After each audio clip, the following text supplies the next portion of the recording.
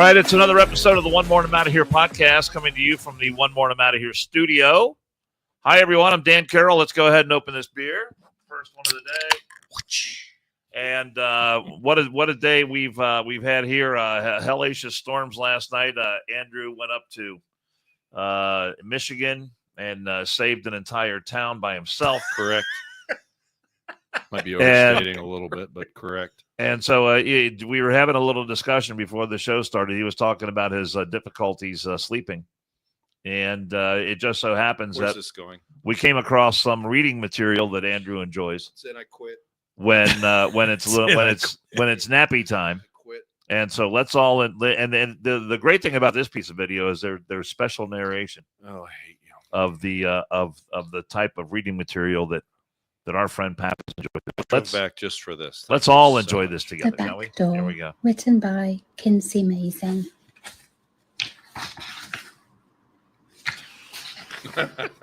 Some people are scared to enter the back door. It's an area many people have yet to explore. The front door might be nice and easy, but the back door can be just as breezy.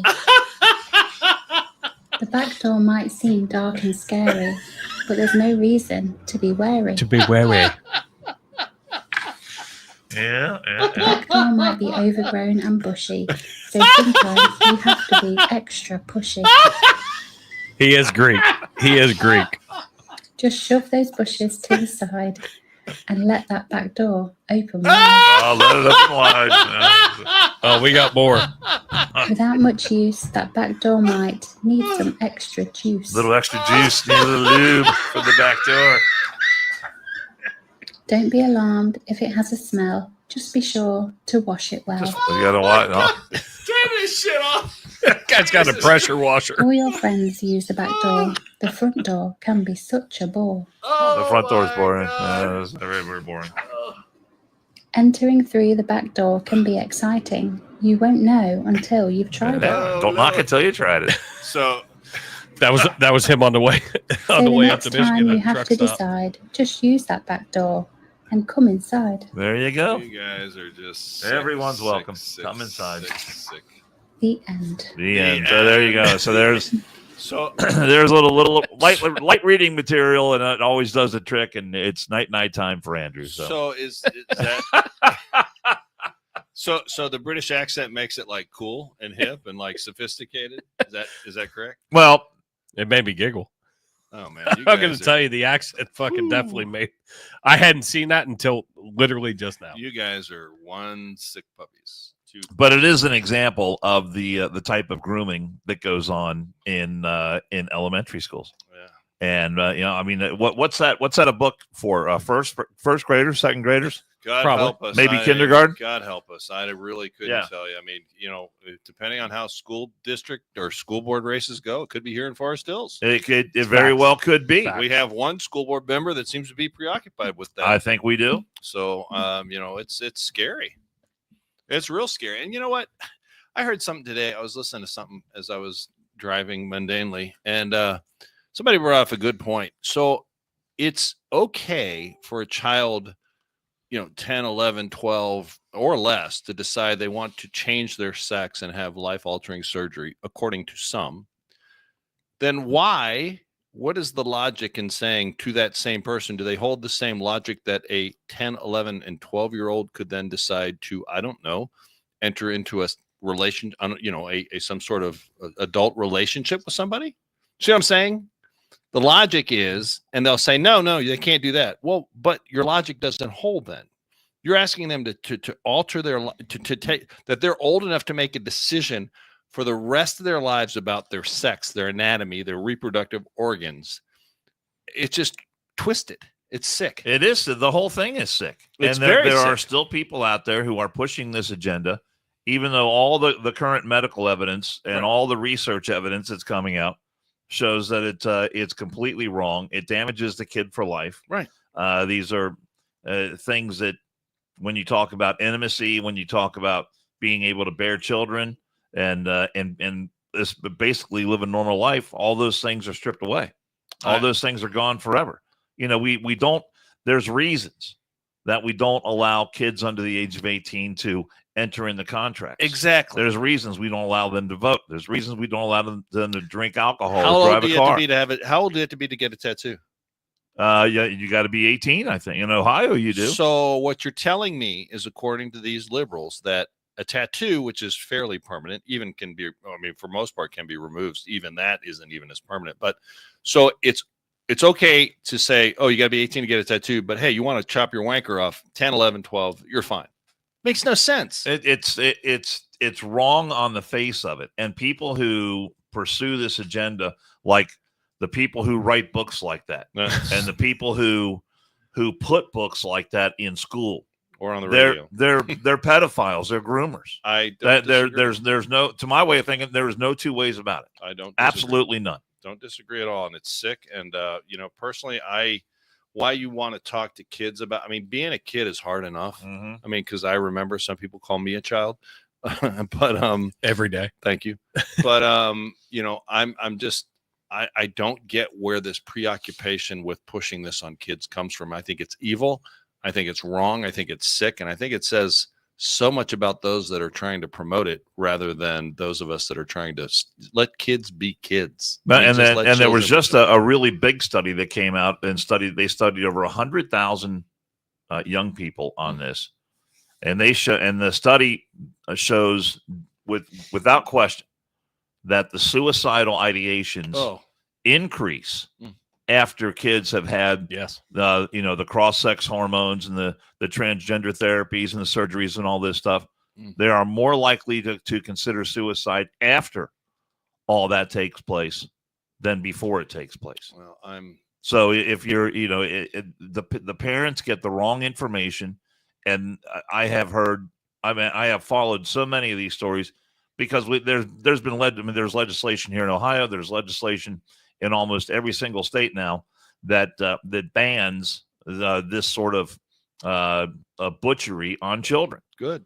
And there should be there. In the testimony that has come out, there's been so many kids who said they were coached to tell their parents that, would you rather have a dead son or a live daughter? Groomed, coached, the whole 9 yards. Absolutely. Correct. Yeah. I listen. And Joe brought up, in the comments, the frontal lobe isn't developed enough to understand or appreciate the permanent consequences of that decision to make. I just don't get it. If you're an adult and want to make it, then do it. And I completely agree.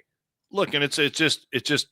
I'll say it again. I'm going to say it too many times. Forgive me, but the simple thing is that school boards, where books like this are reviewed for a large, to a large extent, matter. So a lot of people think school board races don't matter. Like, I don't want to be a school board member, blah, blah, blah, blah. Look, if you're a parent and you care about your kids' education, get involved. Go to school board meetings. Let your opinion be known. And that's where it starts. That's exactly where it starts. I mean, as I said, here in quintessential, Midwestern Anderson Township, Cincinnati, Ohio, we have in Forest Hills a school board member that seems to be totally and completely preoccupied with some sort of, sexual education for children. And I find it disgusting. And I think more people should know about it. They don't, because they don't go to meetings and they don't, hey, Johnny, what'd you do today? And they're too busy, making dinner or working. And I understand that to a large degree, but don't be surprised when your kid comes home and he's, might be discussing something. You're like, well, why are you talking about that in school? Well, that's what we talk about. Well, if you didn't get involved with the school board, you wouldn't know. So it's between that and then, shitting in a fucking litter box in the fucking bathroom.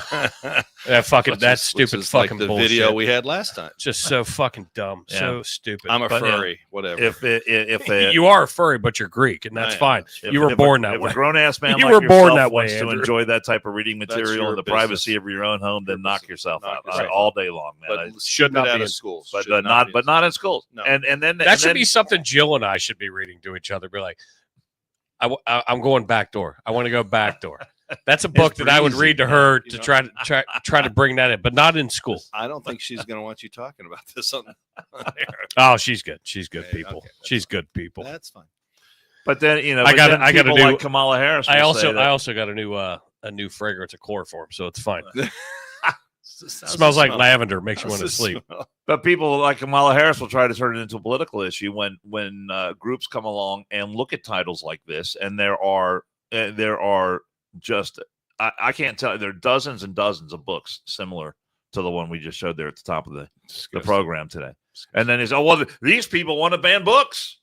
Yeah, they want to. They're like Nazis. They don't want you to read history, and they don't want you to read, about all the, the great homosexuals of the world and everything else. You're right. They don't want you to, they don't want you to find out about that kind of stuff because they're, they're fascists and they're communists and everything else. They're like Nazis. And no, we're trying to protect kids from garbage like this. Do you remember the movie Field of Dreams? Yeah, great movie. Oh, is that the one with Kevin Costner in the ball field? Yeah. No, okay. Where they stood up, and they were probably a little bit left leaning, but they stood up, and they were having this debate in the school gym about banning books, and she was like, "You're taking away this." I mean, it's a little bit different, but kind of the same shit. Where you're taking away some of the greatest authors because they thought it was it was bad shit. The problem is now they're putting in bad shit. You see what I'm saying? Like, you see the similarity there. I mean, I know it's a little bit different, but like when Kevin Costner's wife, I can't remember the actress's name, she's standing up and she's getting fucking after it, fucking yelling at the fucking people, and they're like, "We're not going to have that book in our schools, and we're getting rid of it."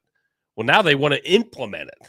But I think it really just highlights the inconsistencies of the arguments that the left tries to make. Correct. There was To Kill a Mockingbird has the N-word in it. My favorite book ever. There's Mark Twain books that have Huckleberry Finn and Tom Sawyer. I think those books contain the N-word. Right. And so the same people that are saying that we need these kind of books are the exact same ones who are saying, no, we can't have a book that has the N-word in it. But we can talk about butt fucking. But we could talk about everything else. We can talk about butt fucking. That's fine. Got it. Whatever. Got it. That tracks. Well, that seems to track nowhere. The answer is get involved locally and put a stop to it locally, because that's where it starts. That's where it infiltrates the schools, and you cannot make a difference if you don't get involved in your kids' education. I'm not sure if you can hear it, but the lieutenant colonel of the Paw Patrol is on duty apparently, making his presence known. Making sure he's making sure the power doesn't. That's our security out there. He's chasing away the bad guys. We have our own security detail. But speaking of Huckleberry Finn, one of the greatest lines in movie history is when Doc Holliday says to, I forget which particular, but probably one of the Earps. He says, "I'll be your Huckleberry." Not the Earps. Was it not the Earps? I can't remember some other bad guy. Yeah, it was a bad name. He says, "I'll be your Huckleberry," and that I think that's turned out to be one of the most memorable lines in cinematic history. And that line, of course, was uttered by none other than Val Kilmer, who was gone at the age of 65. How crazy is it that, granted, everybody's getting older, people are dying, but you sit there and look at like how many icons have gone in a short amount of time. But Val Kilmer, like, I will always remember him. Top Gun. That's that's first your movie? And foremost. That's it. Tombstone's the movie, but where he's like, he's fucking, I can't remember his first name, but Kazansky was his last name. And he's like, "You're dangerous, Maverick. Yeah. You're dangerous." And then he does a fucking bite. Like, that's just like, it's iconic. And then when him playing Jim Morrison in The Doors, absolutely fantastic. You know what? I'm a huge fan of The Doors, and I've never seen that movie. Oh, he played it real I've well. never seen his portrayal. He of Jim absolutely Morrison. killed it. So but it's sad. I'm going to make it a point to watch that. What's your favorite Val Kilmer movies? Jason, your Top Gun? I would go first and foremost Tombstone, but I have a secondary. I said one. I know. I'm giving you two, and I don't care. Not the way it works. But secondarily, Can't make it not a huge blockbuster, but the movie The Saint was absolutely. I remember that. Absolutely phenomenal. Yeah, it was not bad. Well, The Saint used to be a TV Radio. TV series, radio program and TV. yeah, Correct. And it was Vincent- kind of a Vincent Price. James Bond kind of knockoff. Yes, Vincent Price played the Saint on the radio. There's a little bit of tidbit. How about you with the nugget? Well, the reason How I about know that? that is because I listened to old time radio on XM when I'm driving, and this Saint is one of the excellent. popular programs. That's because you're Dan, what's old. your no, it helps an 8-hour drive seem less. But go ahead. Dan, what's your favorite Val? I think if I had to go with one, I'd probably go with Tombstone. But there was a movie he was in, and I was thinking about it today. I should have looked it up before I came here because I can't remember the name of it. But there's a movie he did several years ago, and there's one other pretty big star in this movie. But he is he's like an FBI agent or maybe an ATF agent. But there's a crime that takes place on an Indian reservation, and he's out there on this Indian reservation. He's investigating. It's a kind of a murder mystery, kind of thriller kind of movie. But I really thought that was one of his better performances as far as character study goes. And Thunderheart. I think that's it. But I really just thought that was he was really, really good in that. I mean, it wasn't a big blockbuster or anything. It wasn't a big. He was good. He was good in Heat. Yep. I actually liked the best one. I liked was Real Science, but that's me. I'm very silly. Is that your favorite? This one is, I thought it was one of the, I mean, he did a lot of great movies. I thought he was very talented, but Real Science was just no, not Real Science. Real Genius? Real Science? Real Genius, I think is Real what Genius. you're talking about. Because I was like, Real Science. Genius. Took me a second. It's a great flick. Stupid flick, but it's great just, flick. I mean, it's sad. He battled throat cancer for a bunch of years. And he was in that last Top Gun movie. He was in Maverick. Yeah, I was glad they were able to have him in Maverick. Yeah. And Jill and I were talking about that. What I didn't know about that until I saw the obituary on TV a day or so ago was that for that scene where he's with Tom Cruise in that movie, they digitally recreated his voice for that, because I guess because it was so far I guess advanced. at that point he didn't really have the ability to speak at all. Yeah. So, R.I.P. Val Kilmer. Yep. I mean, he's an icon as far as in my life. I'm a little bit younger than you guys, but icon as far as actors. Bunch of movies that he's been in. He's been fantastic, but it's sad. It was sad to see that, and at first, because if you got on any social media on April Fools, you didn't know what to trust. No, no, you're right. But I saw it on April 2nd, so I'm like, that probably got to be right. But that sucks. I mean, it's terrible, but R.I.P. Val Kilmer. You'll always be my Huckleberry. That's pretty good right there. It's pretty good right there. Can we? I don't have the article.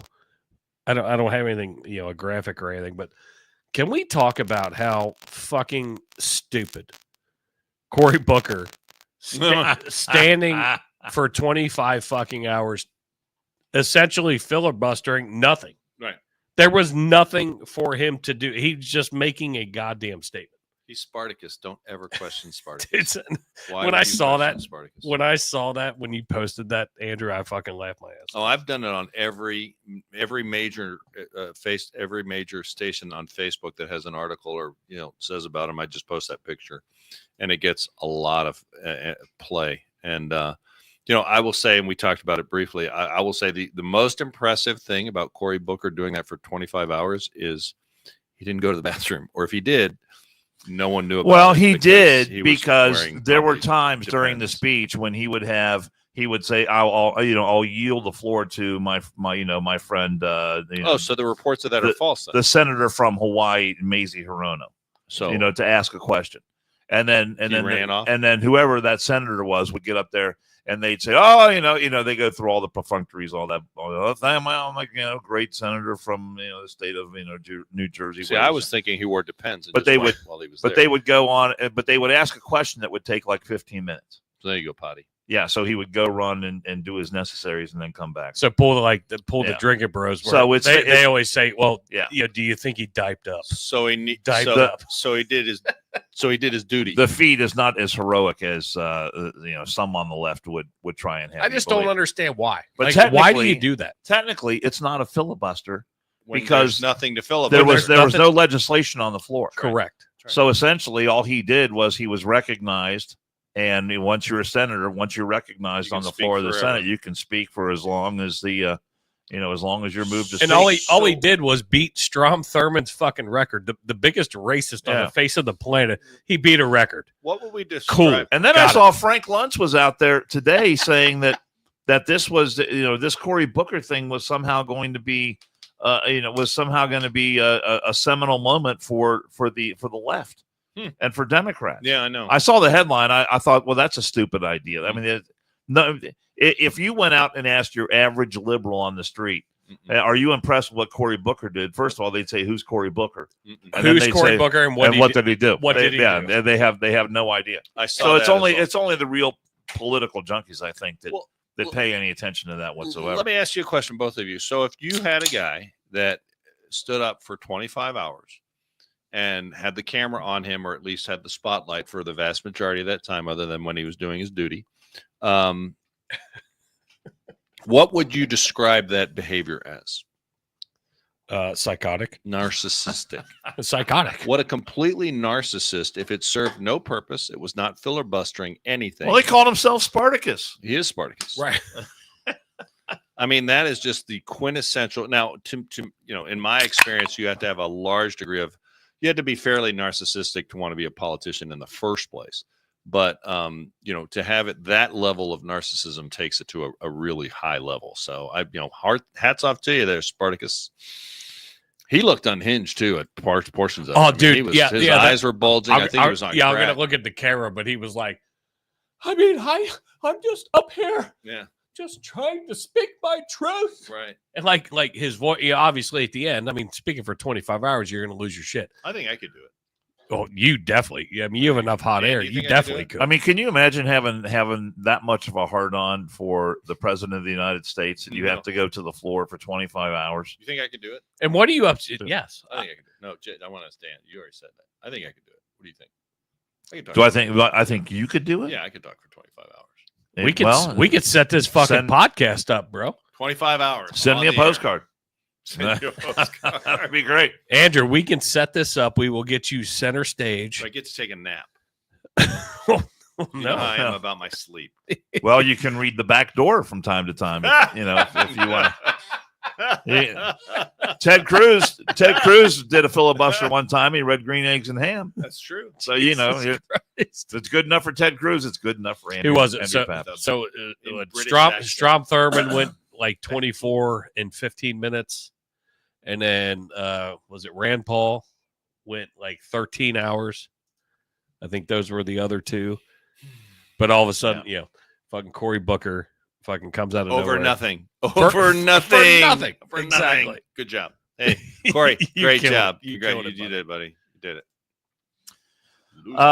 Can I tell you 3 things that I'm outraged about? You can 3? You can tell me 18 if you want. How about 3 things? I got 3 things that I'm just excited that we're and I think you guys are going to enjoy this. Here, hold on real quick.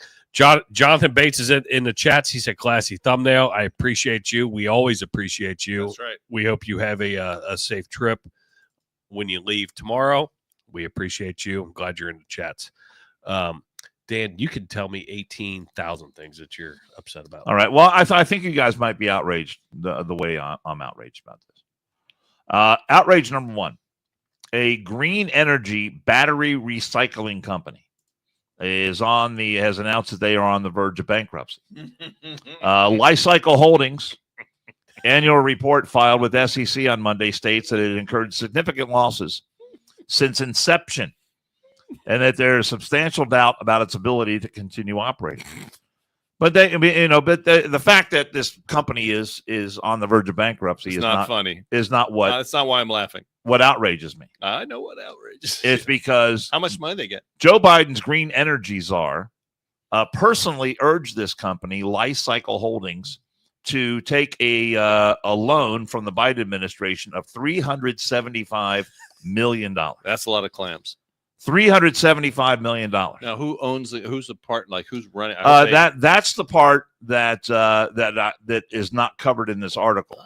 But it is probably a safe bet that the CEO of this company, AJ Kochar, is somehow in very close proximity to or friends with those in the Biden administration. Why don't you read what the loans are told him?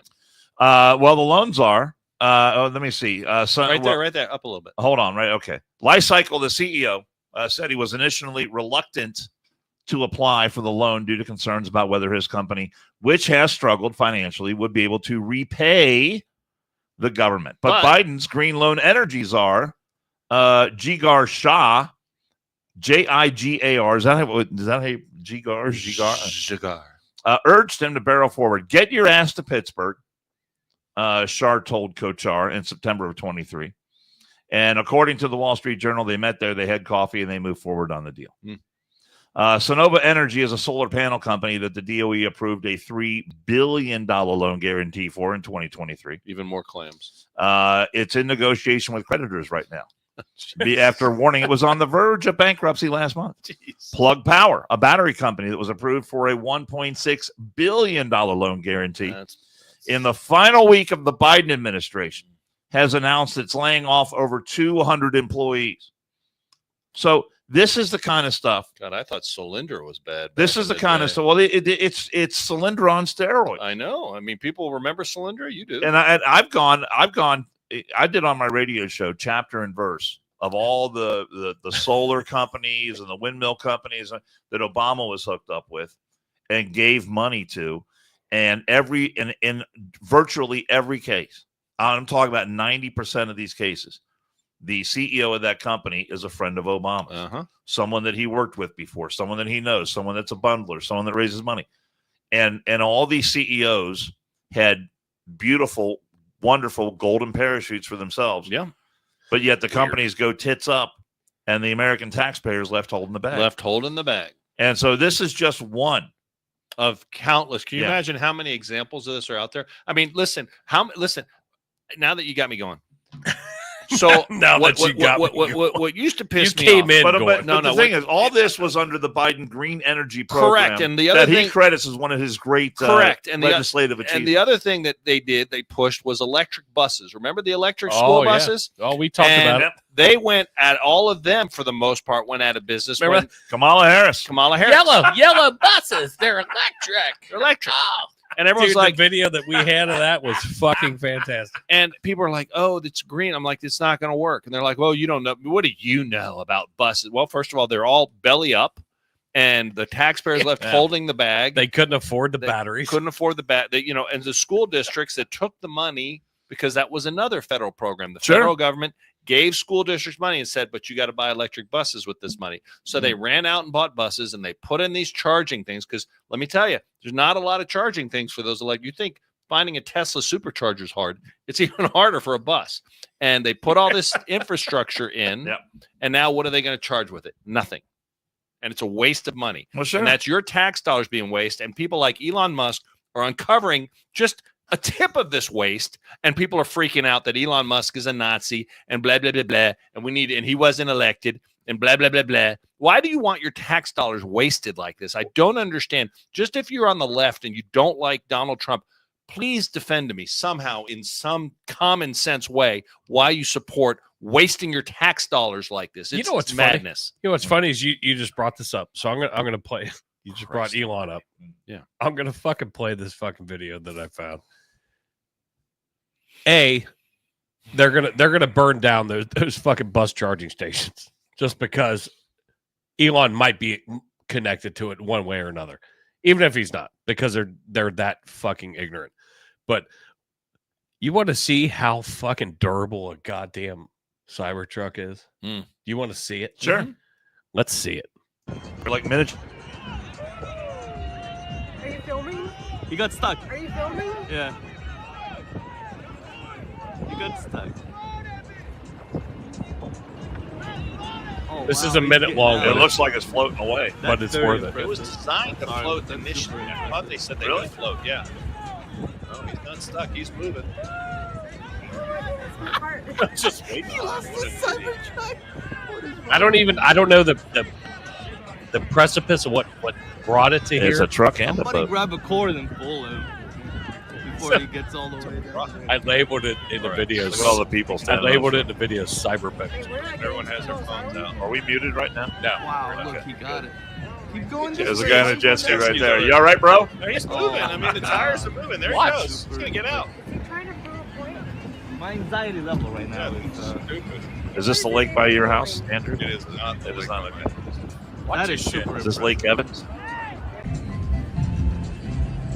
think that's easy. Wait for it. And he made it out. There you go. Look at all the water dumping out of the fucking That is bed. awesome. That is so awesome, man. It's going to be on Facebook Marketplace next week. Lightly. I saw that though. I was like, oh yeah. Check for rust. Might smell like fish. So you want to talk shit about fucking Musk Elon was like, Musk yeah, that's my car. and Tesla, even though I know Elon didn't fucking create Tesla, but he's the figurehead of it. You want to talk shit. He's got a truck that's a boat. Yeah, I saw a clip of an interview that he did with 60 Minutes that was from, I want to say it was like from 2022 or 2021 when he was still in favor with, the left, of this country. Yeah. And what's the main guy that's on 60 Minutes now? What's his name? But anyway, I he's I don't pay doing, attention to that bullshit. I don't 'cause watch it. We have a story. He's on doing- 60. Yeah, we got a He's story doing- about it. he's doing the interview Yes. and he said your company took out a loan from the government for $500 million. Yeah. And Elon's like, yes, we did. And he said, but you wound up actually paying that loan back. And Elon's like, yes, we did. We that's essentially how it works. You It's a borrow loan, money, right? you pay You it borrow, back. yeah. He says, and we actually, not only did we pay it back, we paid it back ahead of time. Hmm. And we paid a prepayment penalty on top of that. You got extra. So, there's all these people out there that want to talk about how Elon got rich off the government and all this other kind of stuff. And some of that, there isn't a thread of truth Only through that. Only He's a loan. goddamn But when you businessman. look at the way He's a he businessman. did it, he's allowed to. He borrowed money, And he paid it back, and he paid a penalty for paying it back too soon. Only a government loan would have a prepayment penalty that if you pay it back early, you got to pay Right. more because they don't like that. They want Why you to these hold the people loan. are so upset? Stupid. Like he is allowed to be successful. He's allowed to make fucking money. He's allowed to fuck as many chicks as he wants and have fucking 13 kids. That's his fucking business. Yeah. Well, that's. A But little weird. guess I gotta what? be honest with you, that's a little odd. Listen. But that's a him thing, That's not him not a thing. me It's his thing. deal. Have you I'm not- seen some of those baby mamas? Dude, it's still weird. Okay, it's still weird. I mean, I'm sorry. Whatever it is, It's but fine. that's his way. That's the shit that he knows. But he is allowed to do that. He's allowed to make as much fucking money as he wants, and he's allowed to be the richest fucking man on the planet. Well, remember when they? But made- if he is coming in and cost saving the fucking American people and these assholes that want to fucking protest outside the Tesla dealerships, which, and I agree with fucking the fucking Bondi and the Cash Patel? Cash Patel, Cash Patel, Dan you are a fucking domestic fucking terrorist. Yeah. You absolutely are. Yeah. So fuck off. I mean, we've shown so many videos of all of these cars getting, vandalized. Well, you fuck with my truck, my little, Ford F-150. It's not a fucking Cybertruck, whatever. You fuck with it, I'm going to fucking kill you.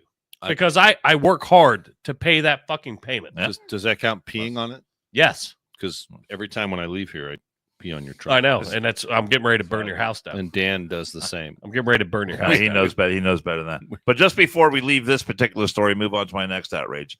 Lycycle, this battery recycling company, said it operated at a $137 million net loss last year. Is it weird? And I love Is this it weird line. you getting hijacked? And Because I it's- get hijacked all the time. So you're welcome. Expects to lose money for the foreseeable future.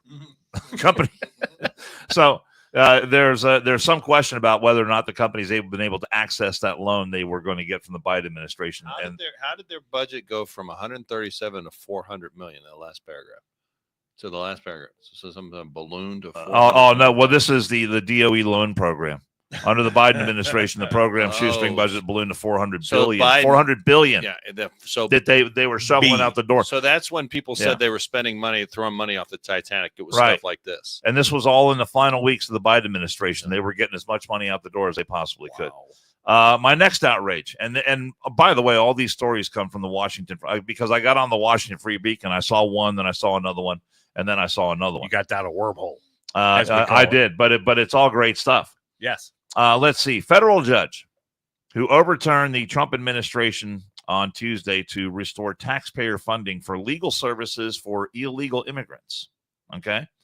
This is a federal judge. Her name is Arciela Martinez Ogun. Oh, she hyphenates. Yeah. That's clue Martinez number one. Ogun. She's a hyphenator. Okay. So she put this ruling out against Trump that taxpayer funding for legal services for illegal immigrants.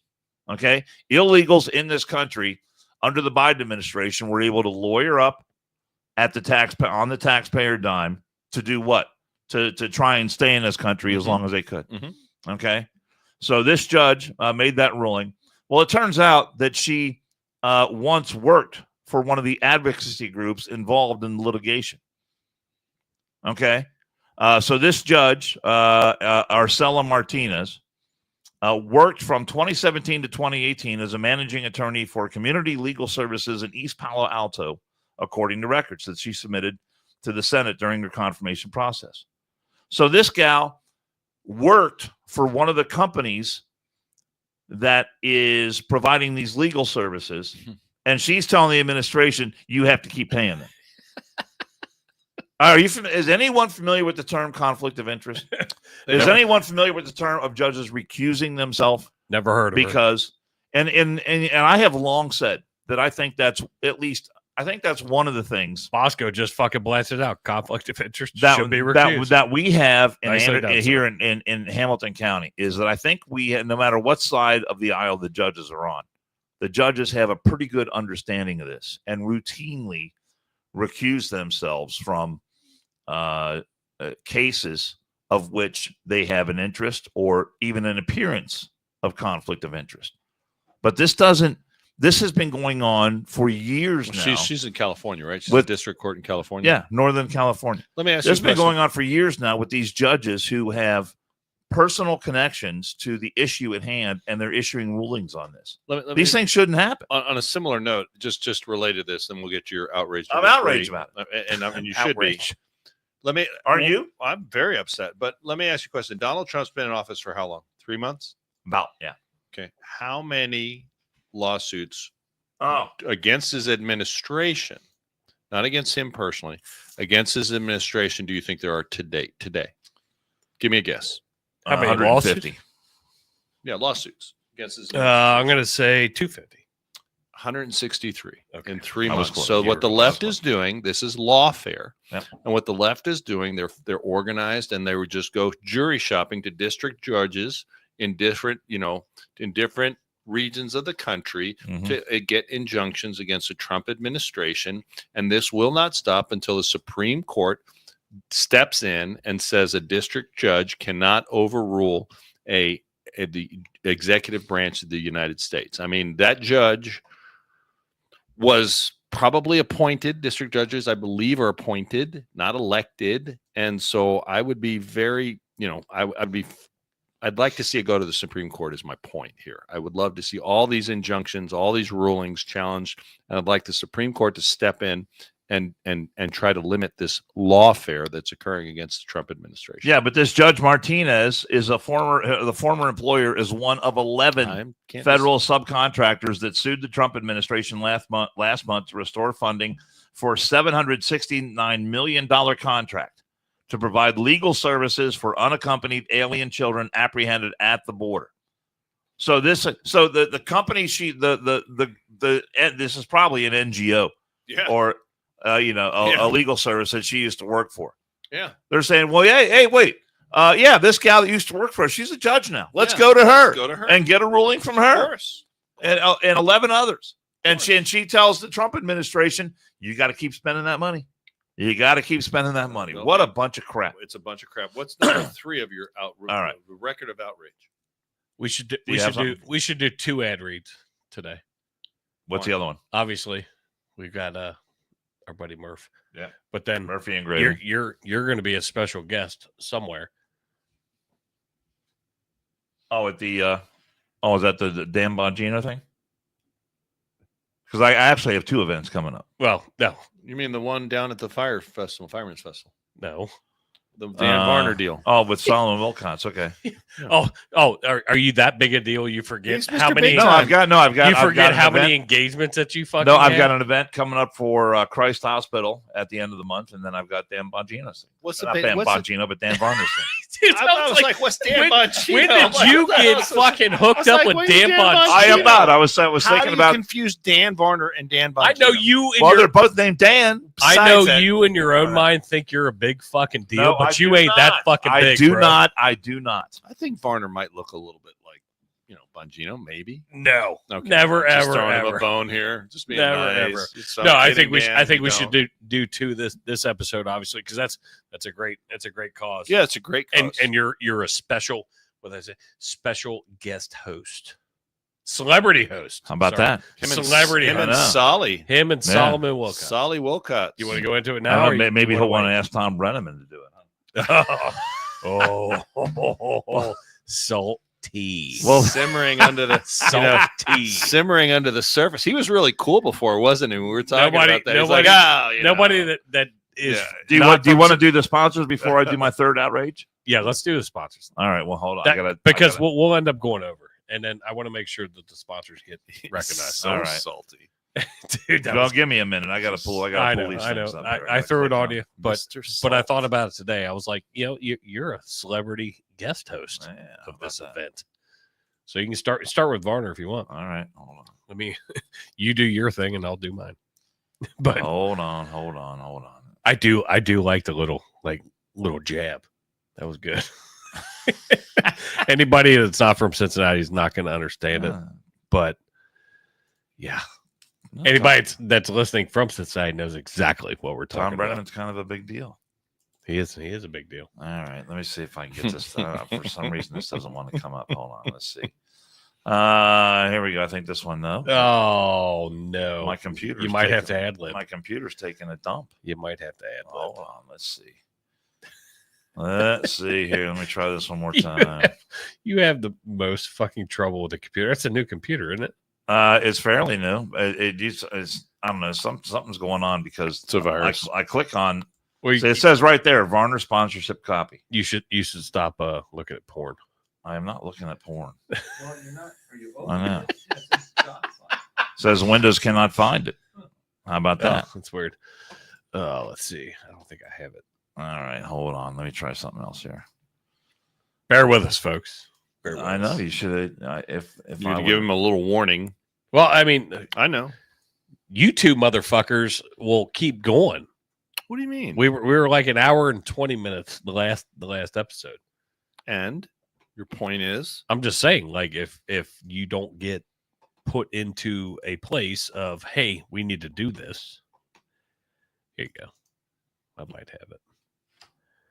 you got it. All right, here we go. How about we're going to talk You about motherfucker. the As soon this- as I click on it. No, this then you is get this it. is an event for the Varner Foundation for Children and Families. Mhm. A great sponsor, and Dan Varner, of course, has been a great friend of the One More I'm Out of Here podcast.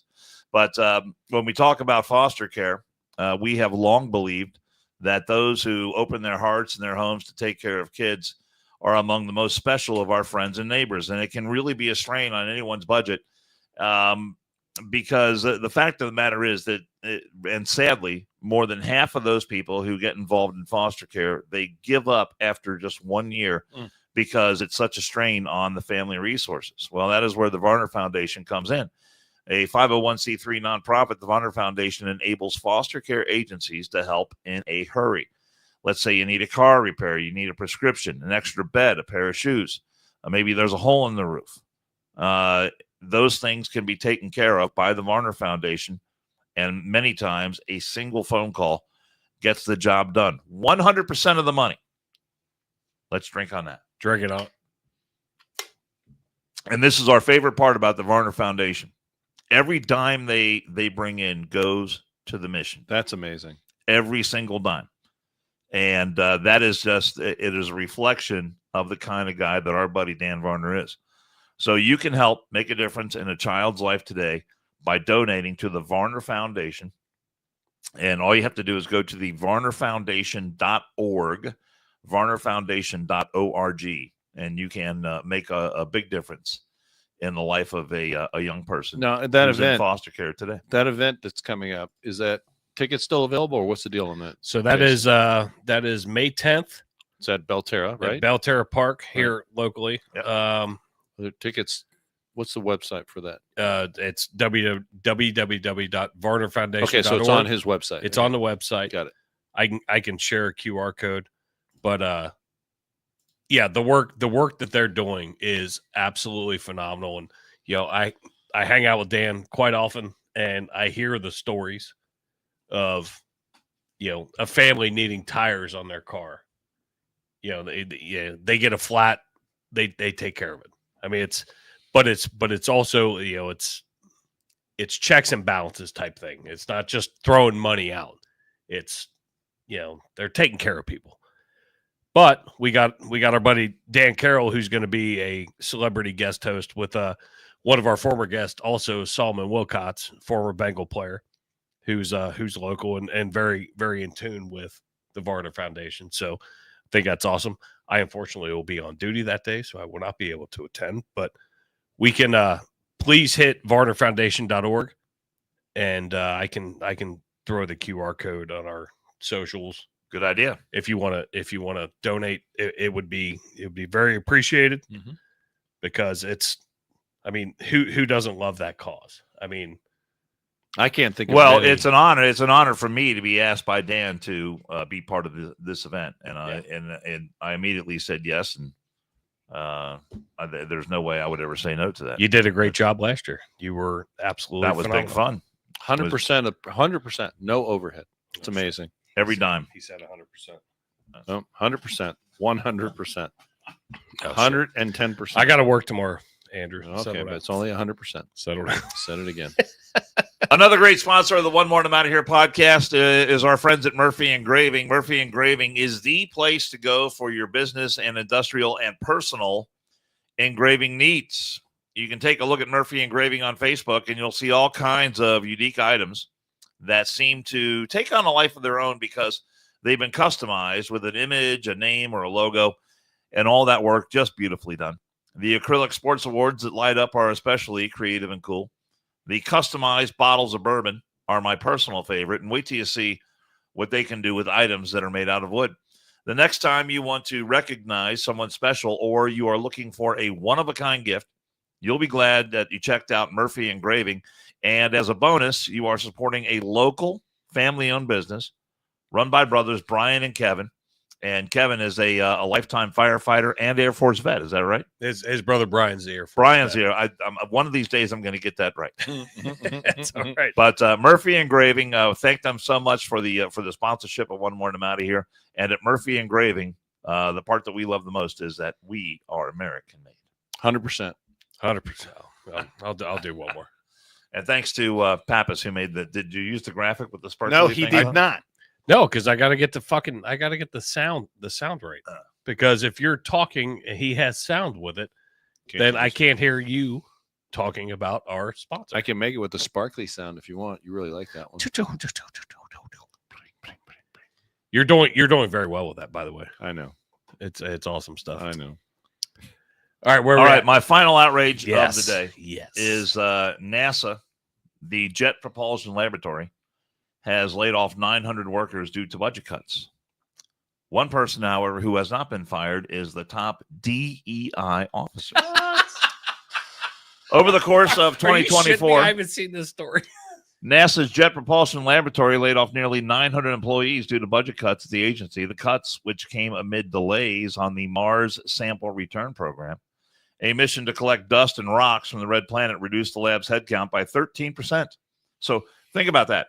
The Jet Propulsion Lab laid off 900 employees. That's only 13% I know. of its workforce. That's a big number. But the Jet Propulsion Laboratory's Chief Inclusion Officer, Neela Rajendra, survived the cuts. Mm. Rajendra, Thank God. who helped organize a project to recruit women and minorities to the space industry, has argued. Now listen to this. Mm-hmm. Her argument is Mm-hmm. that extreme deadlines are an obstacle to inclusion, stating in a podcast that some people might be left behind by the super fast pace. Mhm. The comment came years before a pair of NASA astronauts were stranded on the International Space Station for 9 months due to a faulty propulsion system, raising questions And politics. about why the agency had spent millions on DEI when it couldn't bring back space rocks from Mars or its own employees from orbit.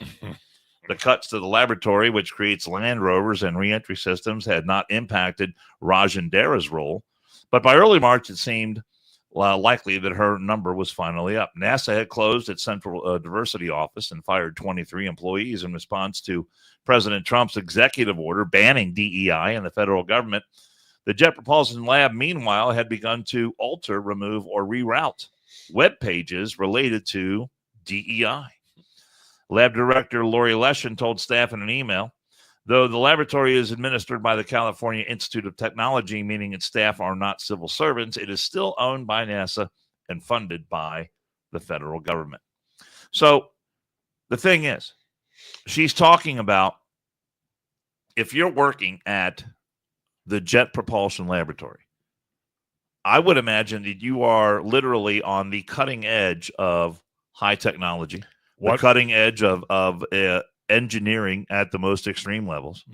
And she is talking about she's interested in DEI, and she's talking about these things being barriers to people, diversifying the workforce.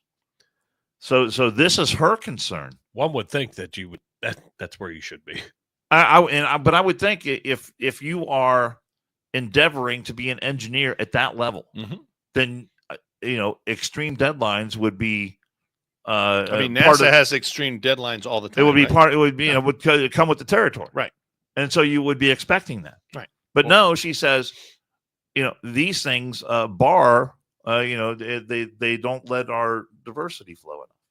So I'm outraged by that because this is the kind of thinking. Are you outraged again? This is I'm outraged. This is the kind of thinking that prevents America from being the best it can be. Exactly. If you can't measure up under these circumstances, then maybe working at the JPL is not for you. It's not for you. I can't. It can't be for everyone. No. Can it? Not. It's certainly not for me.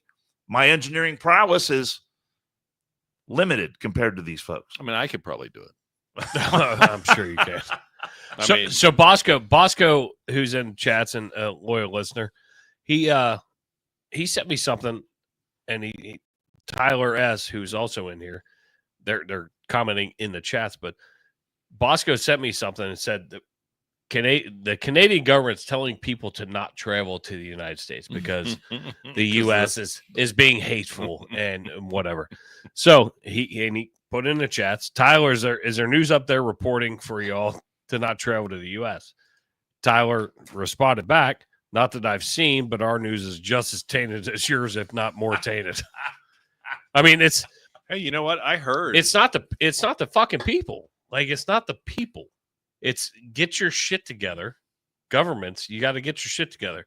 If Trump's going to throw tariffs on, then those are all negotiating tactics. Right, because I heard, based on that, speaking of that, there's 170 other countries that fucking have tariffs on us. And he's dealing with those too. But yes, here's what I heard. I heard that, I could be wrong, but I'm pretty sure I heard on the radio that Canada is now proposing that, you know what, we're one of the things they're talking about is we're just going to do away with the tariffs. We're going to do away with them. You know, that Trump went back, put the tariffs on them, and they came back and said, you know what if we just do away with all the tariffs? And they're like, that's part of his negotiations. Now, I don't know if they're going to go for that. I kind of hope they do, because I would think that would be good for both countries. It makes it easier for everyone. You know, we could export much more. If you look with the Canadian stuff, if you look on there, what their tariffs are on our goods going into their country, some of them are fairly outrageous. I mean, dairy has a bunch of stuff on it. I can't remember specific numbers, but Trump is making progress on that. And he's dealing with these other countries. I forget the list. What was it called? He has a new list, reciprocal tariffs. Yep. Yes. Yep. And that he's proposing. Dude, he had like a fucking draft board. Right. Like if you were going to be in a fantasy football draft, dude, it was awesome. When I saw that, I was like, that's my man. And I bet you if you asked, let's just say 2 months ago, hell, probably a month ago, you asked your average American, hey, what do you think of the tariffs that Canada's charging on us? They'd be like, well, they're not charging us. They would have no idea what we're being charged by Canada, by Europe, by Japan, by China, by all these other countries to protect their industries. And, Trump is bringing light to this. So, yeah, it is concerning because I see the stock market, the stock market is not digesting the information very well. There seems to be a lot of, fluctuations in the market. Nobody likes that. But I think long term, I think Donald Trump, they played a clip of him today of him well before he was in politics, well before he was involved, even going to run for office.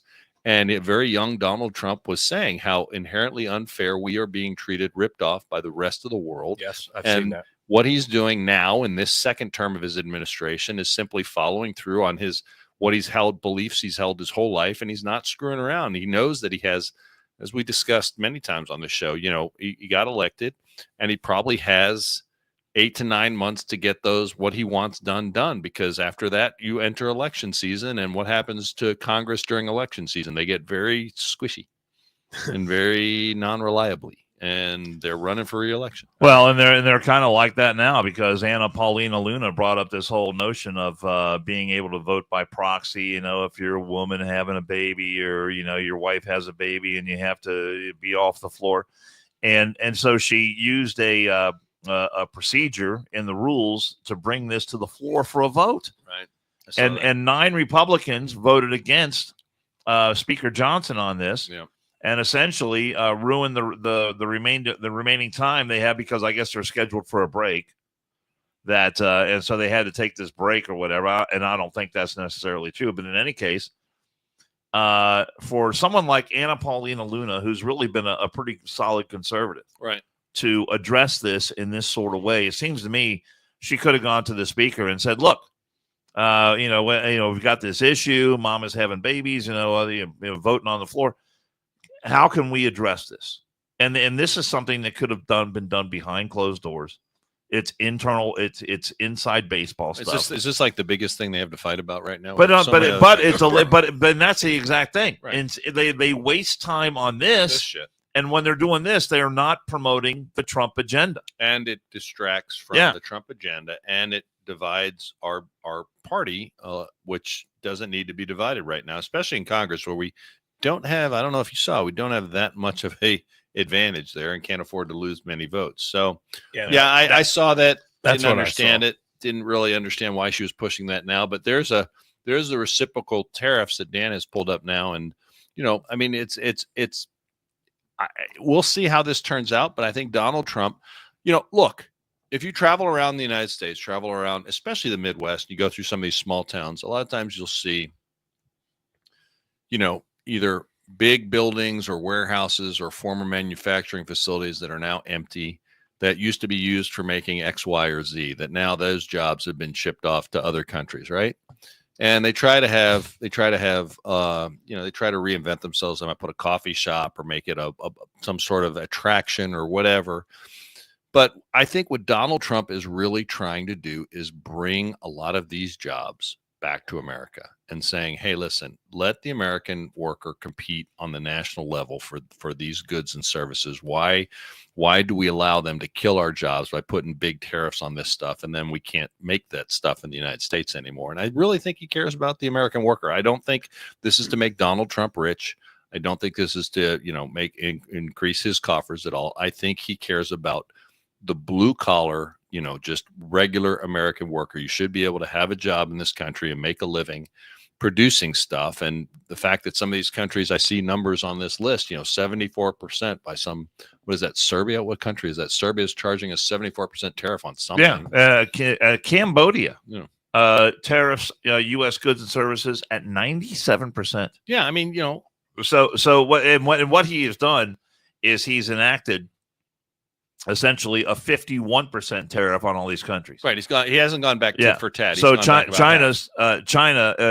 when you add up everything that they, because some things they tariff at close to 100%, right? But there's other products they tariff lower. So the aggregate, China tariffs U.S. products in their country at 67%. So we are putting a 34% tariff on products that come from China, right, into America. The European Union tariffs us at 39%. So we're putting a 20% tariff on them. Vietnam, 90% tariff on American goods and services that go into Vietnam. So we are putting a 46% tariff on them. So it's not even a 1-for-1. It's Right. 51. It's essentially 51% of what they're charging us. So it's not even 100% for 100%. Him holding that So- fucking board the other day was fucking absolutely. I was like, dude, that's like a fantasy football draft that I've been to. Is this going to work? Is this going to achieve what he wants to achieve? I don't know. I don't know either. But am I willing to give him the leeway to see how this shakes out over the next 6, 7, 8 months? Yes, I am. I think it's worth. I think it's definitely worth it. But all you're going to hear is, the stock market was down 1,500 points or 3. I don't know what the stock market was down today. It was down Right, a pretty significant number. Right, it was. But all you're going to hear is that this doesn't work. Trump only cares about himself, doesn't care about you. I don't see how this helps Donald Trump personally. Yeah. I just don't see it. And I think, like I just said, you ask your average American, you're quoting numbers here. I bet you 8 out of 10 people I bet you 9.5 out of 10 didn't know any of this. A-Town Natty said, what do we import out of Madagascar? And I was trying to figure out. Vanilla bean. They throw 93%. Well, Madagascar, 93% tariffs. Look it up. And on we're going to United throw States. 47%. I bet you it's vanilla bean. Look it up. Myanmar, Burma tariffs us at 88%. What do we get from Burma? I don't know. I have no Pythons? idea. Burmese. Honduras is only 10%. Ecuador, 12%. Argentina, 10%. I mean, it's What do we get from Madagascar? let the shit go. Like The Dominican let Republic it roll. Let it tariffs roll our out. goods at 10. Why should the Dominican Republic have any tariffs at all on United States products? Outside they have great all inclusives.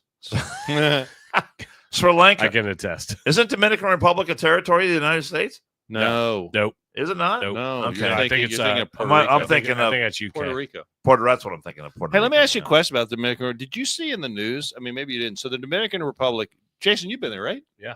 So half the island's Haiti, the other half is Dominican Republic, right? Correct. So Haiti is now like, did you guys realize? I mean, how many? We should probably do a show on this. How much money we sent to Haiti? A ton. A lot of money. How much bottled water did not get delivered No, to no. Haiti? Did I you think the know? Clintons got a big chunk Right. of that. But did you? And to be exactly. fair, look, Governor DeWine had a care some sort of care school or some sort of Yes. school in Haiti. He sure did. But that doesn't have that's not my point. The point is that did you guys know that like Haiti is now ruled by gangs? Yes. Did you know they're like in a civil war? Yes. I was like, I heard that on the radio today. I didn't know that. It was going on while Jill and I. So while were you were down there, it was going on. but it's almost like the Great Wall of China. Is it a big wall? I mean, it's not technically a wall, but they have military that a wall that Trump is wanting to make almost the same thing. Not a physical wall, but they have military So all through. so So yeah, this half is DR.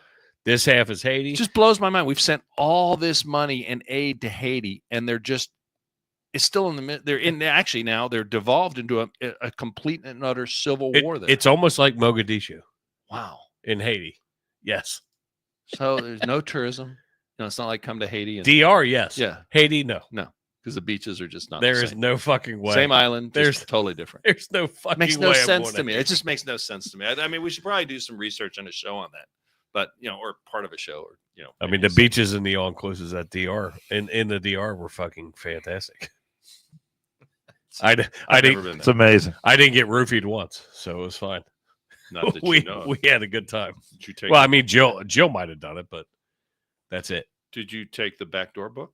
No. Okay. That's wondering. A little light reading for the beach. I was right. What do we get from Madagascar? Vanilla, cloves, and other agricultural products. as There you well as go, very good. textiles and some minerals. All right, so we haven't spoken Vanilla. because we got in here late. Yeah, we rolled in late. We had power outages. I had to drive back. It was I a was fucking doing the work of 10 men. It was the a whole fucking- 9 yards. I mean, Andrew Pappas' new name is John Henry. Even helped the neighbor. I did. He built Hey, I'll railroads. tell you something. I told you guys, tell the people on there. You That just was my got your first ticket. time. You just got your ticket to heaven. No, that was my first time ever going. I've just, all right, let me ask you guys. Have you ever been to a Red Cross aid place? You ever stopped in there? No, I have not. Well, I don't mean to drop off at a drive-through. I mean, have you ever walked into a I place have. set up for? I have. aid? I covered a couple of times when I was covering. Okay, professionally. I mean, professionally. Yes. Professionally, you walked in and When I said- was in my reporter days. Okay, so I walked in. They had an aid. They had just very quickly. The Red Cross or the town had set up it was the only place in town, the elementary school, that had heat because it was getting cold. So I've never been in where people are getting aid, and it really opened my eyes a lot. I mean, basically cots everywhere, people, lining up for food and charging their cell phones. It's amazing. I guess the point is, it's amazing how unprepared some people are for disruptions in electricity. Without electricity, civilization tends to devolve into, I don't know if it's a Brave New World or something. It just devolves into it just really gets nasty pretty quick when you take electricity away from people. For the 12 hours that we had to deal with it. Yeah. I made the joke. I was like, this is like Game of Thrones in the fucking White Wall.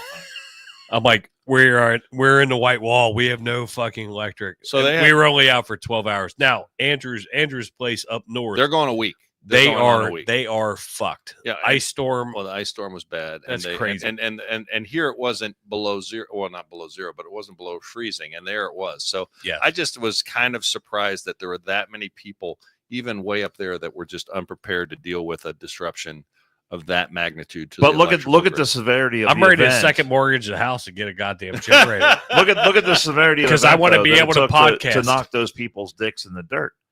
And when you have renewables, when you rely on solar powers or when you rely on windmills, it takes a hell of a lot less than that. For a major disruption. Well, whether you Texas, people, right? That's why fossil fuels right.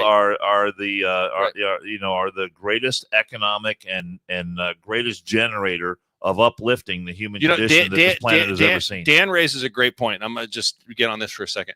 So, in New York State has outlawed, or at least did, I don't know if they reversed it, but they outlawed any new gas furnace. Everything's going to electric heat in New York State. Gas appliances, gas heat, right? So listen, expensive. Well, not only expensive, guys, I was able to heat my home. All right. I got up there, and although I did things that you can't do and won't be able to do in your life, but I was able to, even if I had a small generator, I could have, I'm just telling you, I could have powered with 110 my furnace because it's natural gas. And that natural gas doesn't take any electricity. All I needed was a blower running to blow the heat through the house. Correct. My point is, if I had electric heat, I'd have need a generator the size of a semi truck to power my house. Yeah. And yet they say that that's green. And also, the other thing I didn't see up there this trip, I didn't see any Teslas driving around. Nothing against Teslas. I didn't see very many electric cars driving around. Because the grid is down. Yeah. If you have no electric, you can't charge it. Which is a concern to me because, look, electric grid is paramount to our civilization in the United States. I'll say that. And our electric grid has not been upgraded. And it's been said for years and years. If we get attacked, you are correct. A cyber attack or a EMP in the atmosphere, and our electric grid goes down for any length of time. Now, I've seen what it does there just, going on a week. Could you imagine what a week without electricity would be here in Cincinnati? Oh my God. We'd be beside ourselves. Oh, fuck. And I would have to come save you. And I'm not doing that. I'd be living in Dan's house. Be like, Dan. What does Dan have electricity? We just have to snuggle. We have to snuggle and keep warm. Spoon me? We have to snuggle and keep warm. They would find you frozen with the backdoor book in your hand. But be like, Dan, just breathe with it. It's fine. It's fine. But no, with what you dealt with up at your place, like that ice storm is huge. Yeah. We dealt with a small storm, which might happen again tonight. And it was, it was a big storm, but we were out for fucking 12 hours. I'm like, fuck. All right. What did you do for 12 hours? Can we not fucking podcast? I heard you were walking around like checking on the neighborhood. You're being like Sammy. I thought something was on fire. A couple streets over by my house. Couple streets over. I fucking drove by Dan's, because I was like, oh shit, it looks like a house fire. Should have knocked on the door. I was up. Should have. This is like 1 o'clock in the morning. Yeah. Yeah. Fucking Two basketball. old men looking at their prostates. Basketball At 1 o'clock. You're hoops. not up fucking at 1 knocked o'clock out. in the morning? No, I'm not. I'm All right. sleeping at 1 o'clock Okay. in the morning. So what's the next show? What are we thinking? I know. That's what It's kind of what we were starting on, but we kind of got in a rabbit hole. What are you thinking? Well, I work tomorrow. Okay. Congratulations. Dan, what's your I'm schedule? off Saturday, Sunday. My schedule is very busy for the remainder of the month. Oh, okay. Well, Oh, Dan, the it's been re- good seeing you. All right, Pappas, He's got his Bongino. may be able to do something either Saturday or Sunday. Yeah. I could possibly do something Saturday or Sunday. Well, then Well, just fucking asked. your schedule's busy for the rest of the I month. wasn't thinking of the weekend. He's got to check with Dan. It's fucking Or April. no, 3rd. I could not It's do April something on 3rd. Sunday. Saturday would be better. It's Saturday's April fine. I think about 3rd, it. and you're busy for the rest of the month. It's very busy. It's April 3rd. I got a lot of shit going on this month. I will be busy. Listen, I'll just tell you up front. Tuesday, I got an honor flight, so I'm out of the city for Yes. the whole day. that I don't get invited on. ever. Not yet. Would you just shut up? But and if you keep saying it, you're not going to. But Let's potentially look at something Saturday. I want to mention it. If we don't have a show before next Tuesday, if we have a show Saturday, I'll mention it again. But I would want everybody first honor flight of the year. I would hope to God that everybody listening or everybody that could remember and share that, go to the airport. take copious pictures so we can talk about that on the Don't worry, podcast. I will. But I mean, All my right. point is that I want people to remember that we have a very big and very moving welcome home cemetery and parade for the veterans. ceremony, not Ceremony, cemetery. not I cemetery. said ceremony. What did I say? You said cemetery. Oh, Jesus ceremony. Christ. Came out wrong. I thought ceremony. But anyway, we have a It is ceremony. a ceremony. I've been burning wreaths at the cemetery. You But don't anyway, even drink. I know. But no, I want everyone to show up at the airport at like 8 o'clock, 8:30 when we get back, maybe 8:30, 8:45 to CVG and welcome these veterans home. Yes. It is moving. It will It is change very your life. cool. It is one of very the cool to see greatest that. things Yeah, you can do. I agree. And I highly recommend people do it. Bring your kids.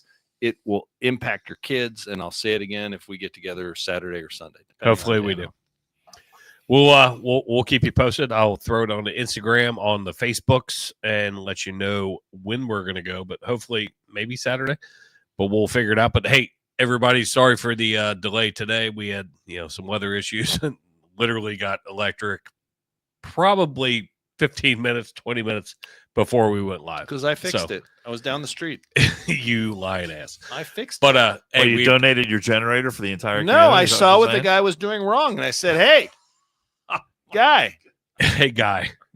Remember Murphy Engraving. Remember the Varner Foundation, and Most people, they tell you not we to will touch see that you stuff. soon. And we're going to let I'm the not two. most Say, you people. gotta- you We're gotta gonna let leave the those two guys judges alone. keep Not talking. there. When those guys